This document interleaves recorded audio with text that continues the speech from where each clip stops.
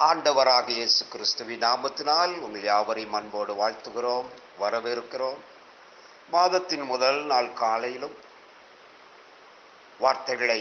வாக்குத்தத்தங்களை எடுத்து நாம் ஜெபிக்க நாம் ஆயத்தப்படுத்தப்படுகின்றதான இந்த நாட்களிலும் இந்த மாதத்திற்கான வாக்குத்தத்தமான வார்த்தை ஏசாயா தீர்க்கதரிசியின் புஸ்தகம் 40ஆம் அதிகாரத்தின் 1 முதல் 10 வசனங்களை வாசிக்க வேண்டும் என்று சொல்லி விரும்புகிறேன். என் ஜனத்தை ஆற்றுங்கள், தேற்றுங்கள். எருசலேமுடன் பட்சமாய் பேசி அதன் போர் முடிந்தது என்றும் அதன் அக்கிரமம் நிவர்த்தியானது என்றும் அது தன் சகல பாவங்களின் நிமித்தமும் கர்த்தரின் கையில் இரட்டிப்பாய் அடைந்து தீர்ந்தது என்றும் அதற்கு கூறுங்கள் என்று உங்கள் தேவன் சொல்கிறார். கர்த்தருக்கு வழியை ஆயத்தப்படுத்துங்கள், அவாந்தர வழியிலே நம்முடைய தேவனுக்கும் பாதையை செவ்வை பண்ணுங்கள் என்றும் பள்ளங்களெல்லாம் உயர்த்தப்பட்டு சகல மலையும் குன்றும் தாழ்த்தப்பட்டு கோணலானது செவையாக்கி கரடு முரடானவைகள் சமமாக்கப்படும் என்றும் கர்த்தரின் மகிமை வெளியரங்கமாகும், மாம்சமான யாவும் அதை ஏகமாய் காணும், கர்த்தரின் வாக்கு அதை உரைத்தது என்றும் வனாந்திரத்திலே கூப்பிடுகிற சத்தம் உண்டாயிற்று. பின்னும் கூப்பிட்டு சொல் என்று ஒரு சத்தம் உண்டாயிற்று. எண்ணத்தை கூப்பிட்டு சொல்வேன் என்றேன். அதற்கு மாம்சம் எல்லாம் புல்லை போலவும் அதன் மேன்மையெல்லாம் வெளியின் பூவை போலவும் இருக்கும். கர்த்தரின் ஆவி அதன் மேல் ஊதும்போது புல் உலர்ந்து பூ உதிரும். ஜனமே புல் உலர்ந்து பூ உதிரும். நமது தேவனுடைய வசனமோ என்றென்றைக்கு நிற்கும் என்பதையே சொல் என்று உரைத்தது. சீயோன் என்னும் சுவிசேஷகியே, நீ உயர்ந்த பர்வதத்தில் ஏறு. எருசலேம் என்னும் சுவிசேஷியே, நீ உரத்த சத்தமிட்டு கூப்பிடு. பயப்படாமல் சத்தமிட்டு யூதா பட்டணங்களை நோக்கி, இதோ உங்கள் தேவன் என்று கூறு. இதோ கர்த்தராகிய ஆண்டவர் பராக்கிரமசாலியாக வருவார். அவர் தமது புயத்தினால் அரசாளுவார். இதோ அவர் அளிக்கும் பலன் அவரோடு கூட வருகிறது. அவர் கொடுக்கும் பிரதிபலன் அவருடைய முகத்துக்கு முன்பதாக செல்லுகிறது. வாசித்ததான வேத பகுதியில 40ஆம் அதிகாரத்தின் 5வது வசனத்தை இந்த மாதத்தின் வாக்குத்தத்தமாய் எடுத்து ஜெபிக்க கர்த்தர் நமக்கு உதவிகளை தருவாராக. ஏசாயா தீர்க்கதரிசியின் புஸ்தகம் 40ஆம் அதிகாரத்தின் 5வது வசனம், கர்த்தரின் மகிமை வெளியரங்கமாகும், மாம்சமான யாவும் அதை ஏகமாய் காணும், கர்த்தரின் வாக்கு இதை உரைத்தது என்றும் வனாந்திரத்திலே கூப்பிடுகிற சத்தம் உண்டாயிற்று. கர்த்தரின் மகிமை வெளியரங்கமாகும். இந்த மாதத்தினுடைய வாக்குத்தத்தமான வார்த்தையை மறுபடியும் நான் நினைப்பூட்டுகிறேன். தேவனுடைய மக்களுக்கு ஆறுதலின் தேவனாக வெளிப்படுத்தப்பட்டு கர்த்தரின் மகிமை வெளியரங்கமாகும் மாதமாக இந்த மாதத்தை நினைப்பூட்டுகிறதான வாக்குத்தத்தமாய் கொடுக்கிற ஒரு நல்ல தேவனாய் இருக்கிறார். மறுபடியும் நான் நினைப்பூட்டுகிறேன், ஆறுதலின் தேவன், மகிமை வெளியரங்கமாகும் மாதம் என்று சொல்லியும் இந்த வார்த்தையை வைத்து இந்த நாட்களில் நாம் ஜெபித்து தேவன் நமக்கு வைத்திருக்கிறதான ஸ்தோத்திர மகிமையான காரியங்களை வெளியரங்கமாக்குகிற தேவனாக வெளிப்படுத்தப்பட்டிருப்பதனால தெய்வத்தை சார்ந்திருப்போம். தெய்வம் நமக்காக யாவையும் செய்து நிறைவேற்றி தருகிற நல்ல தேவனாயிருக்கிறார். கர்த்தரின் மகிமை வெளியரங்கம் ஆகும். ஆமென். ஆண்டவர் சொன்ன வாக்குத்தத்தம் நம்மளை நிறைவேற்றப்படுவதற்கு தெய்வம் தொடர்ந்து நமக்கு உதவிகளை தருவாராக. ஸ்தோத்திரம். ஏசாயா தீர்க்கதரிசியின் புஸ்தகம் 1ஆம் அதிகாரத்திலிருந்து 39 அதிகாரத்தை நீங்கள் வாசித்து பார்ப்பீர்களானால் கண்டித்து உணர்த்தும் வார்த்தைகள் அடங்கியதான வார்த்தைகளாய் காணப்படுகிறது. ஆனால் 40ஆம் அதிகாரத்துக்கு கடந்து வரும்போது என் ஜனத்தை ஆற்றுங்கள், என் ஜனத்தை தேற்றுங்கள் என்று சொல்லி ஏசாயாவின் வாழ்க்கையில் நிகழ்காலத்தில் பிற்காலத்தில் இந்த அதிகாரங்கள் எழுதப்பட்டன. ஏசாயாவின் காலத்துக்கு 150 வருடத்துக்கு பின் நடைபெறப் போகிற பாபிலோனிய சிறைபிடிப்பின் போது யூதர்களுக்கு நம்பிக்கையும் ஆறுதலும் அளிப்பதற்கென தேவன் இந்த தீர்க்க தரிசனங்களை வெளிப்படுத்தினார். ஏசாயா தீர்க்கதரிசியின் புஸ்தகம் 39ஆம் அதிகாரத்தின் 5வது வசனத்திலிருந்து நீங்கள் வாசித்து பார்ப்பீர்களானால் ஏசாயா தீர்க்கதரிசியின் புஸ்தகம் 39ஆம் அதிகாரத்தின் 5வது வசனத்தை நீங்கள் வாசித்து பார்ப்பீர்களானால், அப்பொழுது ஏசாயா எசேக்கியாவை நோக்கி, சேனைகளுடைய கர்த்தரின் வார்த்தையை கேளும். இதோ நாட்கள் வரும், அப்பொழுது உன் வீட்டில் உள்ளதிலும் உன் பிதாக்கள் இந்நாள் வரைக்கும் சேர்த்ததும் ஒன்றும் மீதியாய் வைக்கப்படாமல் எல்லாம் பாபிலோனுக்கு கொண்டு போகப்படும். நீ பெறப்போகிற உன் சந்ததியாகிய உன் குமாரரிலும் சிலர் பாபிலோன் ராஜாவின் அரமனை வேலைக்காரராய் இருப்பார்கள் என்று கர்த்தர் சொல்கிறார் என்றான். அப்பொழுது எசேக்கியா ஏசாயாவை நோக்கி, நீர் சொன்ன கர்த்தருடைய வார்த்தை நல்லதுதான் என்று சொல்லி, என் நாட்களிலாவது சமாதானமும் உண்மையும் இருக்குமே என்றான் என்று சொல்லி இந்த வேத பகுதியில வாசிக்கிறோம். இவற்றில் வரப்போகிறதான மேசியா அவரது வருங்கால ஆட்சி போன்றவற்றை பற்றி வெளிப்படுத்தப்பட்டுள்ளது. இவற்றில் சில யூதர்களின் பாபிலோனிய சிறையிருப்பு, அவர்கள் மீட்கப்பட்டு நாடு திரும்புவது ஆகியவை நிறைவேறின. சில இயேசு இவ்வுலகத்தில் பிறந்து வாழ்ந்தபோதும் நிறைவேறின. இன்னும் சில நிறைவேற வேண்டி உள்ளன. பொதுவாக 40ஆம் அதிகாரத்திலிருந்து 48வது அதிகாரம் வரை விடுதலையையும், 49ஆம் அதிகாரத்திலிருந்து 57ஆம் அதிகாரம் மீட்பையும், 58லிருந்து 66 வரை மகிமையும் வலியுறுத்துகின்றதான ஆமேன் அதிகாரங்களாய் காணப்படுகிறது. ஏசாயா தீர்க்கதரிசியின் புத்தகம் 40ஆம் அதிகாரத்தில் 1வது வசனத்தை வாசித்து பார்ப்போமேயானால், என் ஜனத்தை ஆற்றுங்கள் தேற்றுங்கள். தேவனுடைய தண்டனை காலம் முடிந்து ரட்சிப்பும் ஆசீர்வாதமும் உள்ள காலங்கள் வரப்போகின்றன என எதிர்கால சந்ததிக்கு அறிவிப்பதன் மூலம் ஏசாயா தேவ பிள்ளைகளை தேற்றுகிறான். உன் வாழ்வில் நீ துன்பங்களை அனுபவிக்கின்ற வேளையில கிறிஸ்து உனது இரட்சகர் என்று அறிய உனக்கு உண்டு எனில், அவற்றிலிருந்து உன்னை விடுவிக்கவோ அல்லது உபத்திரவத்தின் மத்தியில உனக்கு உதவி செய்யும்படியோ தேவனிடம் நீ ஜெபிக்க முடியும். நமக்கு ஆறுதல் தருவது திருத்துவ தேவனின் பணியாகும். பிதாவாகிய தேவன் சகல விதமான ஆறுதலின் தேவன் என்றும் 2 கொரிந்தியர் 1ஆம் அதிகாரத்தின் 3வது வசனத்தில் வாசிக்கிறோம். தேவகுமாரனாகிய இயேசுவின் ஊழியத்தை துயரப்பட்டவர்களுக்கு ஆறுதல் செய்வதற்கு என்றும் ஏசாயா தீர்க்கதரிசியின் புத்தகம் 61:2 பரிசுத்த ஆவியானவரை தேற்றரவாளன் என்றும் யோவானுக்கு எழுதின சுவிசேஷம் 14ஆம் அதிகாரத்தின் 16வது வசனம், 26வது வசனம், 15ஆம் அதிகாரத்தின் 26வது வசனம், 16ஆம் அதிகாரத்தின் 7 வசனங்களிலே ஆமேன் அவர் ஆறுதலின் தேவனாக சித்தரிக்கப்படுகிறதை பார்க்கிறோம். ஏசாயாவின் மற்ற தீர்க்க தரிசனங்களைப் போல ஆமேன் வசனங்களும் பல படிகளிலே நிறைவேறின. யூதர்களின் சிறைப்பிடிப்பிலிருந்து மீட்பு, வரப்போகிற மேசியாவிலும் அவரது ரட்சிப்பிலும் நிறைவேறுதல், புதிய வானம் புதிய பூமி இவற்றை பற்றிய சம்பவம் போன்றவை ஆகும். புதிய ஏற்பாட்டில் யோவான் சானகரின் 3ஆம் வசனம் நிறைவேறியது. ஏனெனில் அவன் இயேசுவுக்கு முன்னோடியாக வந்தான்.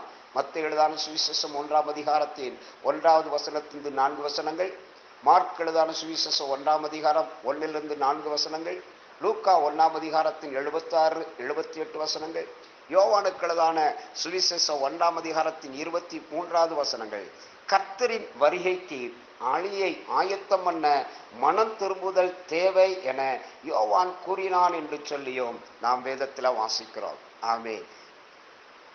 பாபிலோனின் சிறையிருப்பிலிருந்து அவர்களை விடுதலையாக்கும் போது இஸ்ரவேலர் தேவ மகிமையை காண்பார்கள்.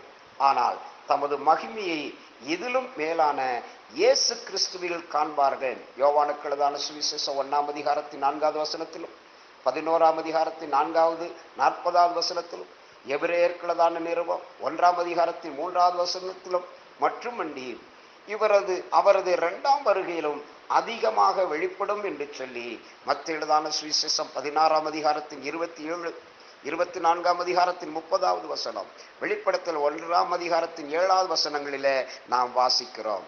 மீட்பு, விடுதலை, மகிமை என்கிற காரியத்தை இந்த அதிகாரத்திலும் நாம் வாசிக்கிறோம்.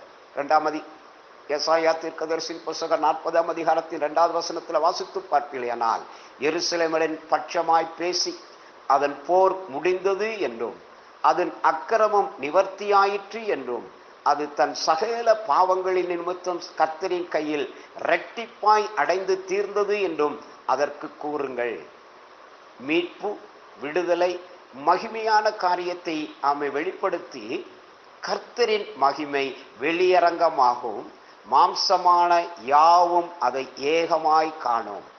கொரோனாவினால சொத்திர பாதிக்கப்பட்டது நிமித்தமாய் சிறைப்படுத்தப்படுகின்றதான, தனித்து விடப்படுகின்றதான இந்த காலகட்டத்தில் தெய்வ பிள்ளைகளாகிய நாம் ஜெபிக்கின்றதான ஜபங்களை கேட்டு கர்த்தர் இந்த கடைசி காலங்களில் கர்த்தருடைய மகிமையை வெளிப்படுத்துவதற்கு, வெளியரங்கமாக்குவதற்கு, புறஜாதிய மார்க்கத்தில் இருக்கிறதான மாம்சமான யாவும் அதை ஏகமாய் காணும்படிக்கு கர்த்தர் இந்த மாதத்தில் நமக்கு வாக்குத்தத்தம் கொடுக்கிற நல்ல தேவனாய் இருக்கிறார். அந்த கொரோனா பாதிக்கப்பட்டிருக்கிற சூழ்நிலைகளில சோர்ந்து போயிருக்கிற அருமையான தேவனுடைய பிள்ளை கர்த்தர் தம்முடைய ஜனங்களுக்கு ஆறுதல் செய்து, ஆறுதலின் தேவனாகவும் மகிமையை வெளியரங்கமாக்குகிற தேவனாக அவர் வெளிப்படுத்தப்பட்டிருப்பதனால இந்த மாதத்தில் விசேஷித்த மகிமையை காணும்படிக்கு கர்த்தர் நமக்கு உதவிகளை தருவாராக. வாசித்த 40ஆம் அதிகாரத்தில் 1:10 பகுதியில பாபிலோன் சிறையிருப்பிலிருந்து இஸ்ரவேலர்களை விடுதலையாக்கும் போது தேவ மகிமையை காண்பார்கள். ஏசாயா தீர்க்கதரிசியின் புத்தகம் 35ஆம் அதிகாரத்தில் 2வது வசனத்தை நீங்கள் வாசித்து பார்க்கிறீர்களானால், ஏசாயா 35:2 அது மிகுதியாய் செழிக்கும், பூரித்து ஆனந்த களிப்புடன் பாடும், லீபனோனின் மகிமையும் கர்மேல் சாரோன் என்பவர்களின் அலங்காரமும் அதற்கு அழிக்கப்படும், அவர்கள் கர்த்தருடைய மகிமையும் நமது தேவனுடைய மகத்துவத்தையும் காண்பார்கள் என்று எழுதப்பட்ட வார்த்தைகளை வாசிக்கிறோம். ஏசாயா 44ஆம் அதிகாரத்தில் 23வது வசனத்திலே வாசித்து பார்ப்பீர்களானால், வானங்களே கழித்து பாடுங்கள், கர்த்தர் இதை செய்தார், பூதளத்தின் தாழ்விடங்களே ஆர்ப்பரியுங்கள், பர்வதங்களே காடுகளே காட்டில் உள்ளதான சகல மரங்களே கெம்பீரமாய் முழங்குங்கள், கர்த்தர் யாக்கோபை மீட்டு இஸ்ரவேலிலே மகிமைப்படுகிறவராயிருக்கிறார் என்றும் கூறப்பட்டுள்ளதை பார்க்கிறோம். ஏசாயா தீர்க்கதரிசி புத்தகம் 52ஆம் அதிகாரத்தின் 9வது வசனத்தில் வாசித்து பார்க்கும்போது 9வது வசனத்திலிருந்து எருசலேமின் பாழான ஸ்தலங்களை முழங்கி ஏகமாய் கெம்பீரித்து பாடுங்கள், கர்த்தர் தம்முடைய ஜனத்துக்கு ஆறுதல் செய்து எருசலேமை மீட்டுக் கொண்டார், எல்லா ஜாதிகளின் கண்களுக்கு முன்பதாகவும் கர்த்தர் தம்முடைய பரிசுத்த புயத்தை வெளிப்படுத்துவார், பூமியின் எல்லைகளில் உள்ளவர்கள் எல்லாரும் நமது தேவனுடைய ரட்சிப்பை காண்பார்கள் என்று சொல்ல எழுதப்பட்ட வார்த்தைகளில் வாசிக்கிறோம். எல்லா ஜாதிகளுக்கும் ஜாதிகளின் கண்களுக்கும் முன்பதாக கர்த்தர் தம்முடைய பரிசுத்த புயத்தை வெளிப்படுத்துகிறவராய் இருக்கிறார் என்று சொல்லி நாம் வேதத்தில் வாசிக்கிறோம். லூக்காளுதான சுவிசேஷம் 3ஆம் அதிகாரத்தின் 5வது வசனத்தில் நீங்கள் வாசித்து பார்ப்பீர்களானால், லூக்காளுதான சுவிசேஷத்தின் 3ஆம் அதிகாரத்தின் 5வது வசனத்தில் வாசிக்கிறோம். மறுபடியும் அதே வசனங்கள் நினைப்பூட்டப்படுகிறதை பார்க்கிறோம். பள்ளங்கள் எல்லாம் நிரப்பப்படும், சகல மலைகளும் குன்றுகளும் தாழ்த்தப்படும், கோணலானவைகள் எல்லாம் செவ்வையாக்கும், கரடானவைகள் எல்லாம் சமமாகும் என்றும், மாம்சமான யாவரும் தேவனுடைய ரட்சிப்பை காண்பார்கள் என்றும், வனாந்தரத்திலே கூப்பிடுடைய சத்தம் உண்டாகும் என்று ஏசாயா தீர்க்கதரிசியின் ஆகமத்தில் எழுதியிருக்கிற பிரகாரம் யோவான் யோர்தான் நதிக்கு அருகில் தேசமெங்கு பாவ மன்னிப்புக்கென்று மனந்திரும்பதற்கேற்ற ஞானஸ்தானத்தை குறித்து பிரசங்கித்தான் என்று சொல்ல எழுதப்பட்ட வார்த்தைகளை வாசிக்கிறோம். தேவன் தமது மகிமையை இதிலும் மேலாக இயேசு கிறிஸ்துவில் காண்பார்கள். யோவானுக்கு எழுதின சுவிசேஷம் 1ஆம் அதிகாரத்தின் 14வது வசனத்தில் நீங்கள் வாசித்து பார்ப்பீர்களானால், யோவானுக்கு எழுதின சுவிசேஷம் 1ஆம் அதிகாரத்தின் 14வது வசனம், அந்த வார்த்தை மாம்சமாகி கிருபையினாலும் சத்தியத்தினாலும் நிறைந்தவராய் நமக்குள்ளே வாசம் பண்ணினார், அவருடைய மகிமையை கண்டோம், அது பிதாவுக்கு ஒரே பேரானவருடைய மகிமைக்கு ஏற்ற மகிமையாகவே இருந்தது என்றும், அவரது 2ஆம் வருகையிலும் இது அதிகமாக வெளிப்படும் என்றும் மத்தேயு எழுதின சுவிசேஷம் 16ஆம் அதிகாரத்தின் 27வது வசனம், 24ஆம் அதிகாரத்தின் 30வது வசனம், வெளிப்படுத்தல் விசேஷம் 1ஆம் அதிகாரத்தின் 7வது வசனங்களிலும் குறிப்பிடப்பட்டுள்ளதை நாம் வாசிக்கிறோம். நமது தேவன் முக்காலத்துக்கும் தேவனாக இருக்கிறார். ஆகவே தான் எபிரேயருக்கு எழுதின நிருபம் 13:8 வாசிக்கிறோம், இயேசு கிறிஸ்து நேற்றும் இன்றும் என்றும் மாறாதவராய் இருக்கிறார். பழைய ஏற்பாட்டு பரிசுத்தவான்களாக இருக்கட்டும், புதிய ஏற்பாட்டு பரிசுத்தவான்களாக இருக்கட்டும், இன்றைக்கும் தமது மகிமையை வெளியரங்கமாக்கும் தேவனாக வெளிப்படுகிறவராய் காணப்படுகிறார்.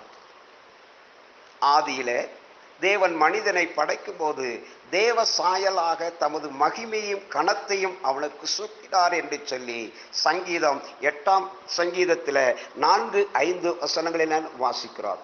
சங்கீதம் 8ஆம் சங்கீதத்தில் நீங்கள் வாசித்து பார்ப்பீர்களானால் 4வது 5வது வசனத்தை வாசித்து பார்க்கும்போது சங்கீதம் 8 4வது வசனம் 5வது வசனத்தில் வாசிக்கிறோம். மனுஷனை நீர் நினைக்கிறதற்கும் மனுஷகுமாரனை விசாரிக்கிறதற்கும் அவன் எம்மாத்திரம் என்கிறேன். நீர் அவனை தேவ தூதரிலும் சற்று சிறியவனாக்கினீர். மகிமையினாலும் கனத்தினாலும் அவனை முடிசூட்டினீர். உம்முடைய கரத்தின் கிரிகளின் மேல் நீர் அவனுக்கு ஆளுகை தந்து சகலத்தையும் அவனுடைய பாதங்களுக்கு கீழ்ப்படுத்தினீர். ஆடு மாடுகள் எல்லாவற்றையும் காட்டு மிருகங்களையும் ஆகாயத்து பறவைகளையும் சமுத்திரத்து மச்சங்களையும் கடல்களில் சஞ்சரிக்கலும் அவனுடைய பாதங்களுக்கு கீழ்ப்படுத்தினார். எங்கள் ஆண்டவராகிய கர்த்தாவே, உம்முடைய நாமம் பூமி எங்கும் எவ்வளவு மேன்மையுள்ளதாய் இருக்கிறது. மனுஷனை தேவ தூதரிலும் சற்று சிறியவனாக்கி மகிமையினாலும் கனத்தினாலும் அவனை முடிசூட்டினார் என்று சொல்லி வாசிக்கிறோம். ஆனால் முடிசூட்டப்பட்டதான இந்த ஆதாம் சாத்தானிடம் கீழ்ப்படியாமை நிமித்தமாக அவன் தன்னுடைய சாயலை இழந்து போகிறவனாய் காணப்படுகிறான். எனவே காலாகாலங்களிலே தம் தாசர்களை தெரிந்து கொண்டு தமது மகிமையை வெளிப்படுத்த சித்தமுள்ள ஆண்டவர் ஆபிரகாமை அழைக்கிறார். அப்போஸ்தலர் நடவடிக்கைகளின் புத்தகம் 7ஆம் அதிகாரத்தின் 2வது வசனத்தை நீங்கள் வாசித்து பார்ப்பீர்களானால் அப்போஸ்தலர் நடவடிக்கைகளின் புத்தகம் 7ஆம் அதிகாரத்தின் 2வது வசனத்தை நீங்கள் வாசித்து பார்க்கும்போது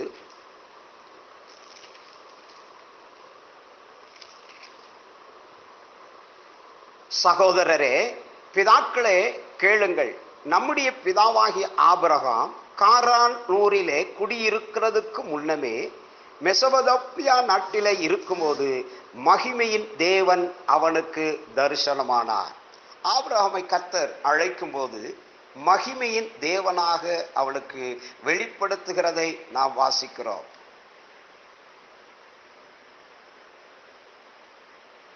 ரோமர்களதான நிருபம் 8ஆம் அதிகாரத்தில் 30வது வசனத்தை நீங்கள் வாசித்து பார்க்கும்போது ரோமர்களதான நிருபம் 8ஆம் அதிகாரத்தின் 30வது வசனம், எவர்களை முன் குறித்தாரோ எவர்களை அழைத்தும் இருக்கிறார், எவர்களை அழைத்தாரோ அவர்களை நீதிமான்களாக்கியும் இருக்கிறார், எவர்களை நீதிமான்களாய் ஆக்கினாரோ அவர்களை மகிமைப்படுத்தியும் இருக்கிறார் என்று சொல்லி நாம் வேதத்தில் வாசிக்கிறோம். அழைக்கப்பட்டதான ஆபிரகாம் நீதிமானாக்கப்பட்டதான ஆபிரகாம் மகிமையின் தேவனாக அவனுக்கு வெளிப்படுத்தப்பட்டதாக நாம் வேதத்தில் வாசிக்கிறோம். சங்கீதம் 24ஆம் சங்கீதம் 7-8 நாம வாசிக்கும் போது மகிமையின் ராஜாவாக வெளிப்படுத்தப்படுகிறதை பார்க்கிறோம். சங்கீதம் 24ஆம் சங்கீதத்தில் 7வது 8வது வசனத்தில் வாசித்து பார்க்கும்போது, வாசல்களே உங்கள் தலைகளை உயர்த்துங்கள், அநாதி கதவுகளே உயருங்கள், மகிமையின் ராஜா உட்பிரவேசிப்பார். யார் இந்த மகிமையின் ராஜா? அவர் வல்லமையும் பராக்கிரமும் உள்ள கர்த்தர், அவர் யுத்தத்தில் பராக்கிரமும் உள்ள கர்த்தராமே. வாசல்களே உங்கள் தலைகளை உயர்த்துங்கள், அநாதி கதவுகளே உயருங்கள், மகிமையின் ராஜா உட்பிரவேசிப்பார். யார் இந்த மகிமையின் ராஜா? அவர் சேனைகளின் கர்த்தரானவர், அவரே மகிமையின் ராஜா. ஆபிரகாமுக்கு மகிமையின் தேவனாக வெளிப்படுத்தப்பட்டவர். சங்கீதக்காரனாகிய தாவீதுக்கு மகிமையின் ராஜாவாக வெளிப்படுத்தப்பட்டதை பார்க்கிறோம். அப்போஸ்தலனாகிய பேதுரு 1 பேதுரு 4ஆம் அதிகாரத்தின் 14வது வசனத்தில் 1 பேதுரு 4ஆம் அதிகாரத்தின் 14வது வசனத்தில், நீங்கள் கிறிஸ்துவின் நிமித்தம் நிந்திக்கப்பட்டால் பாக்கியவான்கள், ஏனென்றால் தேவனுடைய ஆவியாகிய மகிமையுள்ள ஆவியானவர் உங்கள் மேல் தங்கியிருக்கிறார்.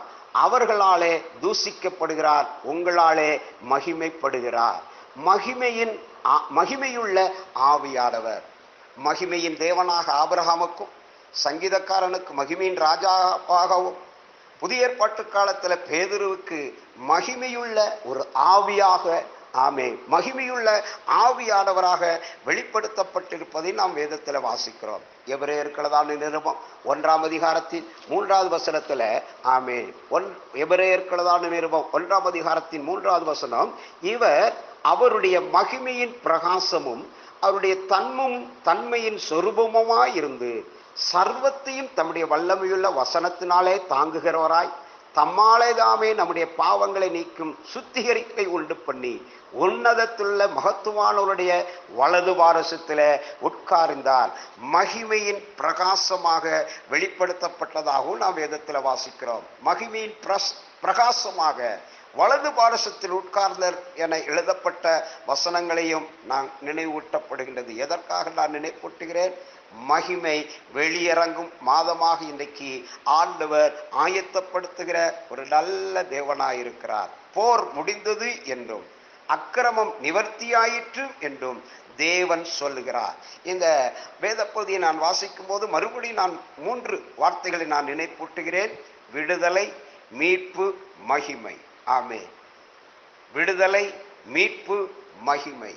இயேசு கிறிஸ்துவினால் இரத்தத்தினால் விடுதலையாக்கப்பட்ட மீட்கப்பட்ட தெய்வ பிள்ளைகளை ஆமென் மகிமையான காரியங்களை செய்யும்படிக்கு ஆயத்தப்படுத்துகிற ஒரு நல்ல தேவனாயிருக்கிறார். ஆகவே தான் ஆமென் ஏசாயா 40ஆம் அதிகாரத்தில் சொல்லப்பட்டிருக்கிறது, கர்த்தருடைய மகிமை வெளிப்படும், வெளியரங்கமாகும் என்று சொல்லி. ஆறுதலின் தேவனாய் வெளிப்படுத்தப்பட்டவர் மகிமை வெளியரங்கும் மாதமாய் இந்த மாதத்தை நமக்கு வைத்திருப்பதனால கரங்களை உயர்த்தி இந்த நல்ல தேவனுக்கு, ஆண்டவரே இந்த மாதம் எங்களுக்கு ஆமென் ஆறுதலின் மாதமா, ஆறுதலின் தேவனாக மகிமை வெளியிறங்கும் மாதமாய் வெளிப்படுத்தப்பட்டிருக்கிற வார்த்தைகளை எங்களுடைய வாழ்க்கையில நிறைவேற்றி தருவதற்கு எங்களுக்கு உதவி செய்யும் என்று சொல்லி. உலகம் பலவிதமான சூழ்நிலைக்கு நேராய் படலாம், தடைகளுக்கு மேல் தடை ஏற்படுத்தப்படலாம். ஆனால் தெய்வம் தம்முடைய வாக்குத்தத்தமான வார்த்தையை நம்மில நிறைவேற்றுவதற்கு கர்த்தர் உதவி செய்ய போதுமானவராயிருக்கிறார். எனது சிநேகிதர் வேலை முடிந்து வீடு திரும்பும் பொழுது சில சமயங்களில் அவனுக்கு குடும்பத்தாருக்கு எதிர்பாராத ஒரு ஆச்சரியத்தை கொடுப்பான். அவன் முன் வாசல் வழியாக நுழையும் போது, நீங்கள் மன்னிக்கப்பட்டு விட்டீர்கள் என்று உரத்த குரலில் சொல்லுவான். அவனது குடும்பத்தார் அவனுக்கு ஏதோ தீங்கு விளைவித்து அதற்கான மன்னிப்பை அவனிடம் பெற வேண்டும் என்று அர்த்தமில்லை. அந்த நாள் முழுவதும் அவர்கள் அறியாமலேயே அநேக பாவங்களை செய்திருந்தாலும் தேவனுடைய கிருபையினால் முற்றிலும் மன்னிக்கப்பட்டு விட்டார்கள் என்று அவர்களுக்கு அவன் ஞாபகப்படுத்தினான்.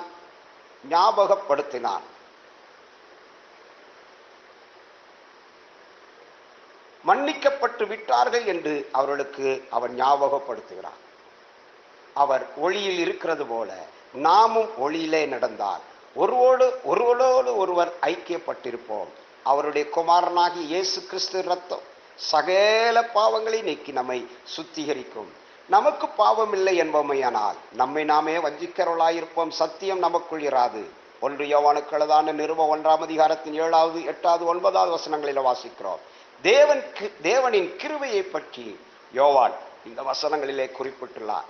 ஒளியில் நடப்பது என்பது இயேசுவை பின்பற்றுவதின் உருவமாகும். தேவனுடைய ஆவியானவரால் இயேசுவை போல நடப்பது நாம் அப்போஸ்தலரோடு விசுவாசத்தின் ஐக்கியத்தில் இணைந்து விட்டோம் என்பதற்கு அடையாளம் என்று யோவான் குறிப்பிட்டு கூறுகிறார். நாம் உண்மையான கிறிஸ்தவர்கள் தான், ஆனால் சில நேரங்களில் நாம் தவறானவற்றை தெரிந்தெடுத்து விடுவோம். ஆகவே நாம் ஏமாற்றப்பட்டு விடக்கூடாது என்று கூறுகிறார். ஆயினும் தேவ கிருபை நமக்கு அளவில்லாமல் அருளப்பட்டுள்ளது. நமக்கு தேவையான மன்னிப்பை பெறலாம். நாம் பாவமில்லாமல் பரிபூர்ணமானவர்கள் அல்ல, ஆனால் இயேசுவால் மன்னிக்கப்பட்டவர்கள். ஆகவே இன்றைய செய்தி தேவனுடைய ஞானத்தை விட்டு வழிதவறி போகாதபடிக்கு அனுதினமும் உங்கள் இருதயத்தை சோதித்தறியுங்கள். மன்னிக்கப்பட்டு விட்டது, நம்முடைய பாவங்கள் எல்லாம் மன்னிக்கப்பட்டு விட்டது. ஆதாம் இழந்தான், ஆனால் 2ஆம் ஆதாமாக இயேசு கிறிஸ்துவினால் நமக்கு மீட்பு உண்டாக்கப்பட்டிருக்கிறது.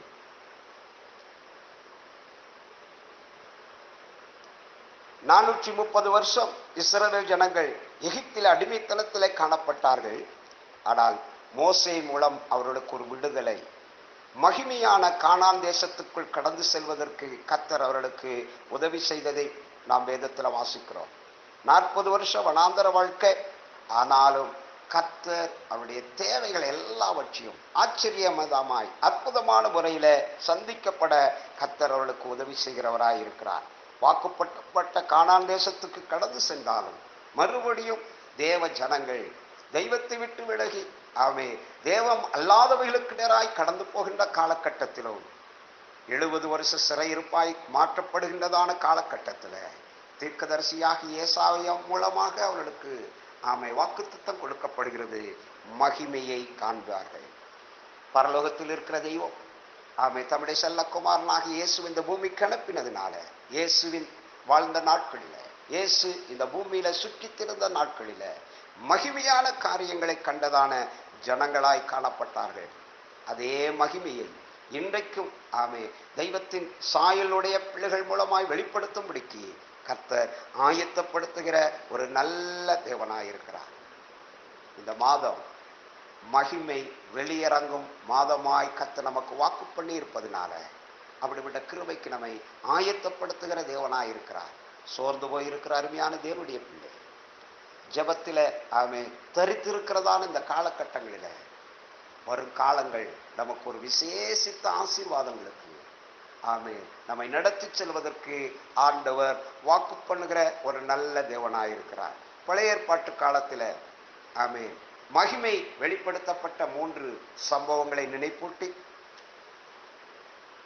வெளியரங்கமாய் காணப்பட வேண்டியதான சூழ்நிலைகளை வேதத்தில் எழுதப்பட்ட வார்த்தைகளை நினைப்பூட்டி நாம் என்ன செய்ய வேண்டும் என்கிறதான காரியத்தை நினைப்பூட்டி உங்களுக்காக ஜெபிக்கும்படியாய் கடந்து போக வேண்டும் என்று சொல்ல விரும்புகிறேன்.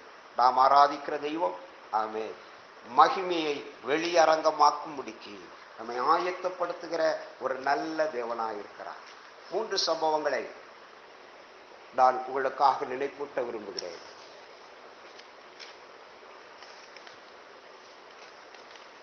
யாத்திராகமும் 16ஆம் அதிகாரத்தில் 10வது வசனத்தை வாசித்து பார்ப்பீர்களானால், யாத்திராகமும் 16ஆம் அதிகாரத்தில் 10வது வசனத்தை வாசித்து பார்க்கும்போது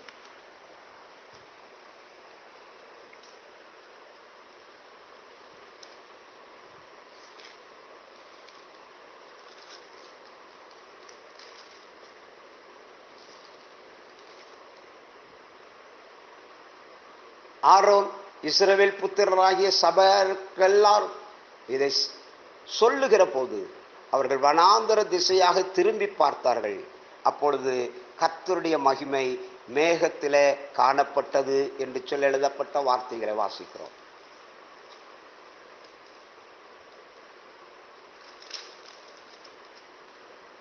இஸ்ரவேல் புத்திரராகிய சபையார் எல்லாரும் ஏழைமை விட்டு பிரயாணம் பண்ணி எகிப்து தேசத்துக்கு புறப்பட்ட 2ஆம் மாதம் 15ஆம் தேதியில சீனாய்க்கு நடுவில் இருக்கிற சீன் வனாந்தரத்திலே சேர்ந்தார்கள். சீன் வனாந்தரத்தில் இஸ்ரவேல் புத்திரர்கள் சபையார் எல்லாரும் மோசேக்கும் ஆரோனுக்கு விரோதமாக முறுமுறுத்து, நாங்கள் இறைச்சியை பாத்திரங்கள் அண்டையில உட்கார்ந்து அப்பத்தை திருப்தியாக சாப்பிட்ட எகிப்து தேசத்துல கர்த்தரின் கையால் செத்து போவோமானால் தாவிலே இந்த கூட்டம் முழுவதையும் பட்டினியினால் கொள்ளும்படி நீங்கள் எங்களை புறப்பட பண்ணி இந்த வனாந்தரத்தில் அழைத்து வந்தீர்களே என்று அவரிடத்துல சொன்னார். அப்பொழுது கர்த்தர் மோசேயை நோக்கி, நான் உங்களுக்கு வானத்திலிருந்து அப்பம் வருஷ பண்ணுவேன்.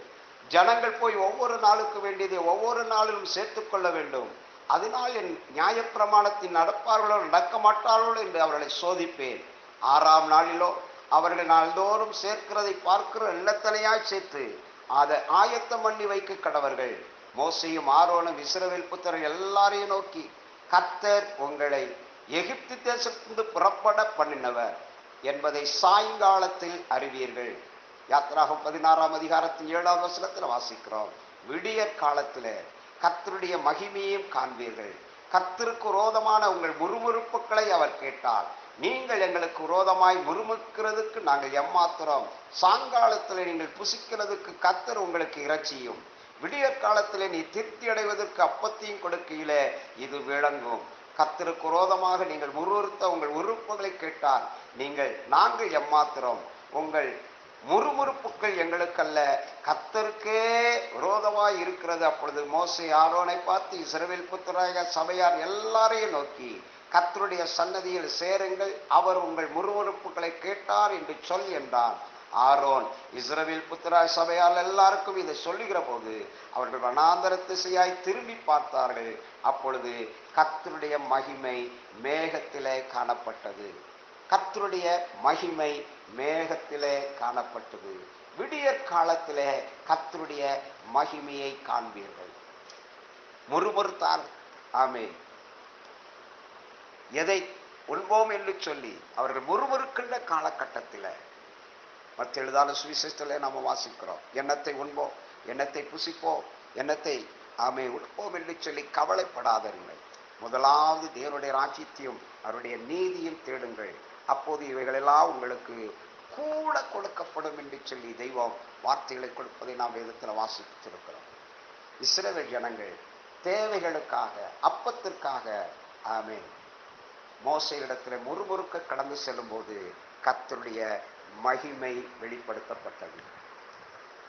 வார்த்தைகளை கேட்கின்றதான அருமையான தேவனுடைய பிள்ளைகள், கொரோனாவினால வேலை இழந்து, நிம்மதி இழந்து, வருமானம் இழந்து தவிக்கின்றதான காலகட்டத்திலே வாழ்ந்து கொண்டிருக்கின்றதான காலகட்டத்தில் இந்த மாதம் மகிமை வெளியரங்கும் மாதமாய் வைத்திருக்கிறார்.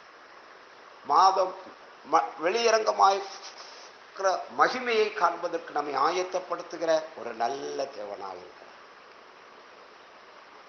கர்த்தரை நாம விசுவாசிக்கும் போது, கர்த்தருடைய வார்த்தையை, வாக்குத்தத்தத்தை நினைத்து நாம ஜெபிக்கும் போது கர்த்தர் நம்முடைய தேவைகளை எல்லாம் சந்திப்பதற்கு அவர் வாக்கு பண்ணுகிற ஒரு நல்ல தேவனாக இருக்கிறார். அமெரிக்க தேசத்துல நியூ ஜெர்சி என்கிறதான ஒரு பட்டணத்துல ஒரு சிறு ஆலயம் காணப்பட்டது. அந்த சபைக்கு கடந்து வருகிறதான பிள்ளைகள் எல்லாரும் ஏழைகளாக, எளியவர்களாக காணப்படுகிறார்கள். கட்டிடமும் சின்ன கட்டடமாய் இருக்கிறது. தேவைகள் சந்திக்கப்பட வேண்டும் என்று சொல்லி அவர்கள் தினந்தோறும் ஜெபிக்க ஆரம்பித்தார்கள். தொடர்ந்து அவர்கள் ஜெபித்துக் கொண்டே இருந்தார்கள். ஒரு நாள் சபை ஆராதனையின் மத்தியில தேவனுடைய பிரசன்னம் அந்த ஆலயம் முழுவதுமாய் இறங்கிற்று. சபையார் ஆவியில நிறைந்து தேவனுடைய மகிமையை காண வேண்டும் என்று சொல்லி அவர்கள் தேவனிடத்துல ஜெபம் பண்ணி கொண்டிருக்கின்றதான காலகட்டத்தில் மேலே இருந்து தூசி போன்றதான காரியங்கள் அவர்கள் மேல் பட ஆரம்பித்தது. கொஞ்ச நேரம் சோத்திரம் அவர்கள் ஜெபத்திலே தரித்து கொண்டிருக்கிறதான காலகட்டத்தில் அந்த தூசியாய் இருக்கிறதெல்லாம் சேர்த்து கூட்டி கொண்டிருக்கின்றதான காலகட்டத்தில் அது என்ன என்று சொல்லி பார்க்க கடந்து போகும்போது அது தங்க கட்டிகளாக இருந்ததாம். தங்க கட்டிகளாக இருந்ததான காலகட்டத்தில் அந்த தங்கத்தை எல்லாம் விற்று அவர்கள் ஒரு பெரிய இடத்தை வாங்கி கட்டிடங்களை கட்டி அவர்கள் ஆலய விஸ்தாரம் பண்ணி அநேக தேவ ஜனங்கள் கடந்து வருவதற்கு ஏதுவாக அங்கே காணப்பட்டதாக பத்திரிகையில் செய்தி வந்ததை வாசிக்க நேரிடுகிறது. எதற்காக நினைப்பூட்டப்படுகிறது? பரலோகத்தில் இருக்கிற தெய்வம் நம்முடைய தேவைகள் இன்னதென்று அறிந்திருக்கிற தெய்வனாக இருக்கிறார். நம்ம வேண்டிக் கொள்வதற்கும் நினைப்பதற்கும் அதிகமாய் கிரிய செய்கிற ஒரு நல்ல தேவனாக இருக்கிறார். பேதுருவிடத்துல கேட்கிறார், உங்களுடைய போதகர்கள் வரிப்பணம் கட்டவில்லையா? வாசல் படிக்கு நின்று கொண்டிருக்கின்றதான காலத்தில் இயேசு அவனை பார்த்து சொல்லி கேட்கிறார், வரிப்பணம் யார் கட்டுவார்கள்? பிள்ளைகளா அந்நியரா என்று சொல்லி, நீ போ, கடலுக்கு போ, தூண்டில் போடு, ஒரு மீன் அகப்படும், அதன் வாயை திறந்து பார், எனக்கும் உனக்கும் வரிப்பணத்தை கட்டு என்று சொல்லி நாவில் சொல் பிறவாதற்கு முன்னமே தேவைகளை அறிந்து செயல்படுத்தப்படுகின்ற ஒரு நல்ல தேவனா நமக்காக இருக்கிறார். இஸ்ரவேல் ஜனங்கள் 40 வருஷம் வனாந்தர வாழ்க்கை, வனாந்தர வாழ்க்கையிலும் திரள் கூட்டம் ஜனங்கள் காணப்பட்ட போதிலும் ஒன்றை குறித்து கவலைப்படவில்லை. தேவைகள் நிறைந்த சூழ்நிலையில தெய்வத்தை நோக்கி பார்க்கும்போது தெய்வம் அவர்களுக்காக அற்புதங்களை செய்து ஆச்சரியமான காரியங்களை நடப்பித்த நல்ல தேவனாயிருந்தார். கண் மலையிலிருந்து கற்பாறையிலிருந்து தம்முடைய ஜனத்திற்கு தண்ணீர் வரவழைக்கப்படுகிற நல்ல தேவனாயிருக்கிறார். சமுத்திரத்தில் இருக்கிற காடைகளை கொண்டு வந்து புசிக்க கொடுக்கிற ஒரு நல்ல தேவனாயிருக்கிறார். கர்த்தர் தம்முடைய மகிமையை காண்பிக்கும்படிக்கு ஆயத்தப்படுத்துகிற நல்ல தேவனாயிருக்கிறார். இந்த கொரோனாவினால வேலையிலிருந்து தவிக்கின்றதான எத்தனையோ சூழ்நிலைகள் உள்ளதான பிள்ளைகளை பார்க்கிறோம். கடன் பிரச்சனையோடு இருக்கிற பிள்ளைகளை பார்க்கிறோம். இன்றைக்கு இன்றைக்கும் நம்முடைய ஆண்டவர் நம்முடைய தேவைகளை சந்திப்பதற்கு அவர் போதுமானவராய் இருக்கிறார். நீங்கள் ஒன்றுக்கும் கவலைப்படாமல் உங்கள் விண்ணப்பங்களை ஸ்தோத்திரத்தோடு கூடிய ஜெபத்தினாலும் வேண்டுதனாலும் தேவனுக்கு தெரியப்படுத்துங்கள் என்று சொல்லி நாம் வேதத்தில் வாசிக்கிற வார்த்தையின்படியாய் தெய்வத்துக்கிட நாம காரியங்களை அறிவிப்போம். நம்முடைய தேவைகள் சந்திக்கப்படும். இரண்டாவதாக லேவியராகமம் 9ஆம் அதிகாரத்தில் 23வது 24வது வசனத்தில் வாசித்து பார்க்கும்போது, லேவியாகமம் 29ஆம் அதிகாரத்தில் 23வது 24வது வசனத்தில் வாசிக்கிறேன். தோத்திரம்.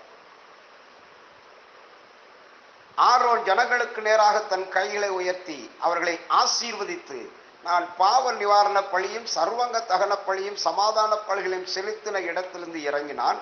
பின்பு மோசேயும் ஆரோனும் ஆசாரிப்பு கூடாரத்துக்குள் பிரவேசித்து வெளியே வந்து ஜனங்களை ஆசீர்வதித்தார்கள்.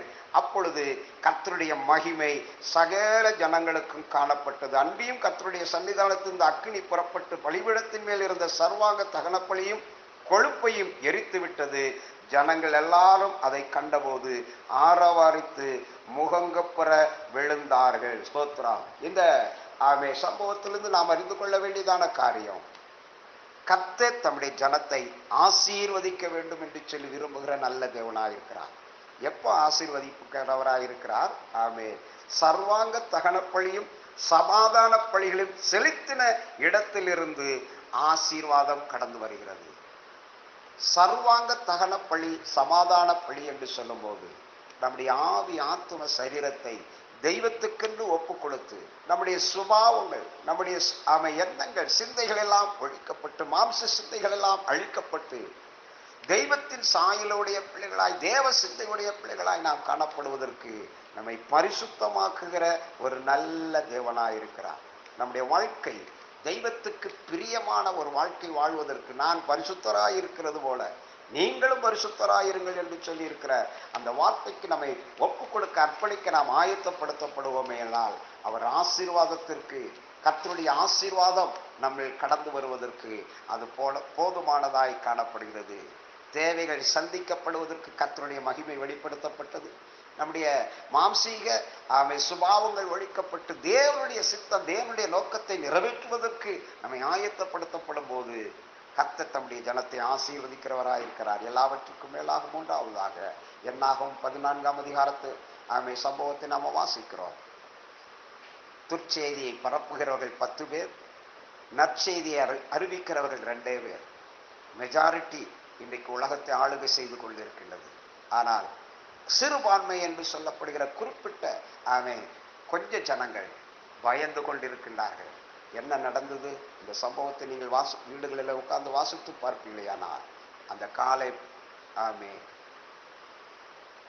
உத்தமமாய் பின்பற்றி வந்தபடினால அவனுக்கு எபிரோன் சுதந்திரமாய் கொடுக்கப்படுவதற்கு 85 வயதானாலும் எனக்கு ஆண்டவர் கொடுத்திருக்கிற பலன் உண்டு என்று சொல்லி உண்மையாகவே உண்மையாய் தெய்வத்தை பின்பற்றுகிற ஒரு மனுஷனாய் காணப்பட்டபடியினால தேவனுடைய மகிமை இறக்கப்பட்டதை நாம் வேதத்தில் வாசிக்கிறோம். என்னாகும் 14ஆம் அதிகாரத்தில் 10வது வசனத்தை நான் நினைப்பூட்ட விரும்புகிறேன். என்னாகும் 14ஆம் அதிகாரத்தில் 10வது வசனத்தில், அப்பொழுது அவர்கள் மேல் கல்லெறிய வேண்டும் என்று சபையார் எல்லாரும் சொன்னார்கள்.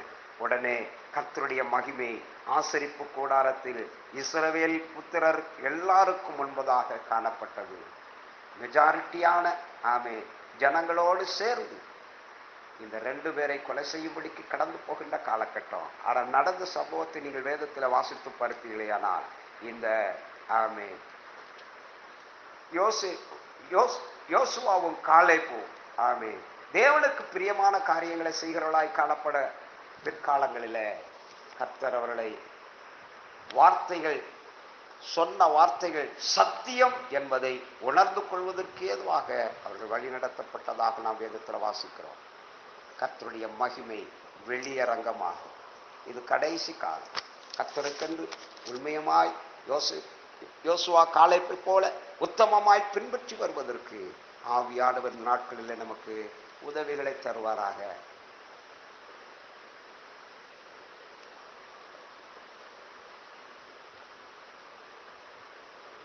நாம் செய்ய வேண்டிய காரியங்கள், ஏசாயா தீர்க்கதரிசியின் புத்தகம் 40ஆம் அதிகாரத்தில் 9வது வசனத்தில் நீங்கள் வாசித்து பார்ப்பீர்களானால், ஏசாயா தீர்க்கதரிசி புஸ்தகம் 40ஆம் அதிகாரத்தில் 9வது வசனத்தை நினைப்பூட்ட விரும்புகிறேன்.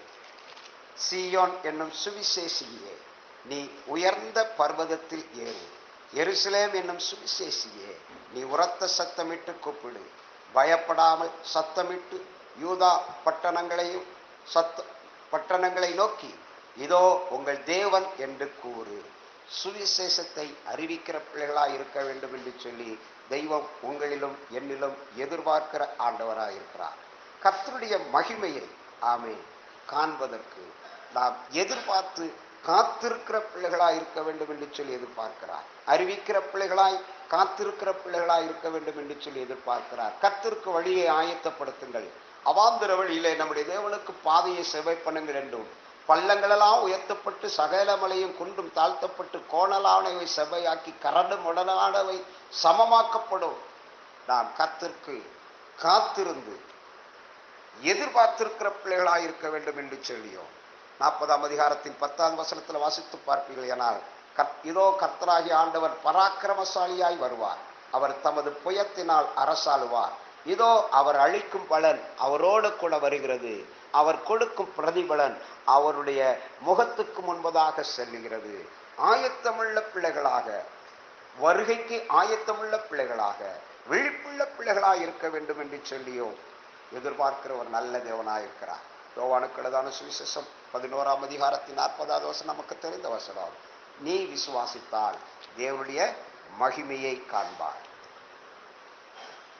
1 பேதுருக்கு எழுதான நிருபம் 4ஆம் அதிகாரத்தில் 13வது வசனத்தை 14வது வசனத்தை வாசிக்கிறேன். கிறிஸ்துவின் மகிமை வெளிப்படும் போது நீங்கள் களி கூர்ந்து மகிழும்படியாக அவருடைய பாடுகளுக்கு நீங்கள் பங்காளிகளானதால் சந்தோஷப்படுங்கள். நீங்கள் கிறிஸ்துவின் நாமத்து நிமித்தம் நிந்திக்கப்பட்டால் பாக்கியவான்கள், ஏனென்றால் தேவனுடைய ஆவியாகிய மகிமையுள்ள ஆவியானவர் உங்கள் மேல் தங்கி இருக்கிறார். அவர்களாலே தூசிக்கப்படுகிறார், உங்களாலே மகிமைப்படுகிறார். அறிவிக்க ஆயத்தப்படுத்தப்படுவோம். காத்திருக்க, கர்த்தருடைய சமூகத்திலே காத்திருக்க, அவருடைய வருகைக்கென்று நாம் ஆயத்தமுள்ள பிள்ளைகளாய், விசுவாசிக்கிற பிள்ளைகளாக மாத்திரமல்ல, பாடுகளை சந்தோஷமாய் ஏற்றுக்கொள்கிற பிள்ளைகளாய் நாம் காணப்படுவதற்கு நம்ம ஆயத்தப்படுத்தப்படும் போது பரலோகத்தின் தெய்வம் வெளியரங்கமாக்கி மகிமையை வெளிப்படுத்துவதற்கு ஆயத்தப்படுத்துகிற நல்ல தேவனாயிருக்கிறார். எங்களை நேசிக்கிறதான நல்ல தகப்பனை, அருமையான கால நேரத்துக்காக நாங்கள் அன்பியுள்ள இருதயத்தோடு உமக்கு ஸ்தோத்திரங்களை செலுத்துகிறோம்.